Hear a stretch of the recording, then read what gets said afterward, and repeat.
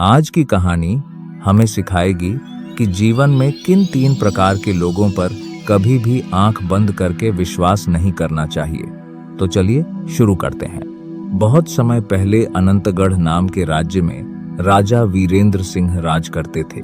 उनके महल के पीछे एक पवित्र तालाब था, जहां हर पूर्णिमा की रात एक अद्भुत चांदी का हंस आता था। कहा जाता था कि वह हंस जिसके आंगन में बैठ जाए, वहां सुख समृद्धि बरसने लगती थी।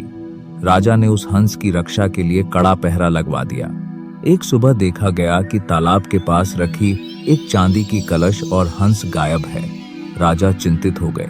तीनों राजकुमारों ने वचन दिया कि वे चोर को पकड़ेंगे।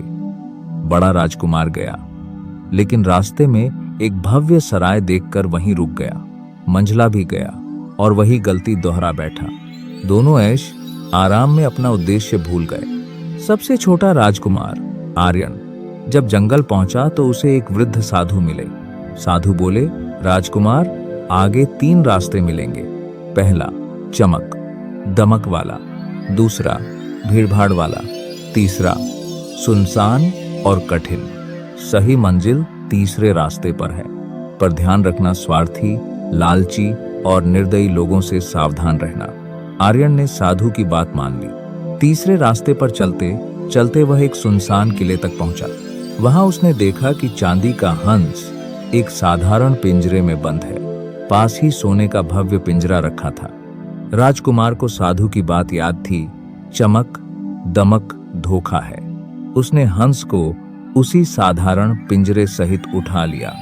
जैसे ही बाहर आया, पहरेदार सोते रह गए। रास्ते में उसे अपने दोनों बड़े भाई मिल गए। उन्होंने मीठी बातें की और कहा, हम भी तुम्हारे साथ चलेंगे। थोड़ी दूर एक कुएं के पास आराम करने बैठे। जैसे ही आर्यन झुका, दोनों ने उसे कुएं में धक्का दे दिया और हंस लेकर महल लौट गए। परंतु कुएं में वही साधु प्रकट हुए। उन्होंने कहा, बेटा, मैंने चेताया था, पर चिंता मत करो, सच्चाई कभी हारती नहीं। उन्होंने राजकुमार को बाहर निकाला। आर्यन भेष बदलकर महल पहुंचा। जैसे ही वह पहुंचा, चांदी का हंस जोर से कलरव करने लगा और सारा दरबार समझ गया कि असली वीर कौन है। राजकुमारी, जिसे हंस का वरदान मिला था, आगे आई और सच बता दिया। राजा ने दोनों बड़े पुत्रों को राज्य से निष्कासित कर दिया और आर्यन को युवराज घोषित किया। दोस्तों, इस कहानी से हमें क्या सीख मिलती है? पहली, जो व्यक्ति सिर्फ अपने स्वार्थ के लिए साथ हो, उस पर विश्वास मत करो। दूसरी, जो धन और चमक दमक के पीछे भागे, वह कभी सच्चा साथी नहीं होता। तीसरी, जिसके हृदय में दया नहीं, वह अवसर मिलने पर विश्वासघात जरूर करेगा। जीवन में विवेक और संयम ही सच्ची रक्षा करते हैं। जय श्री राम, जय हनुमान।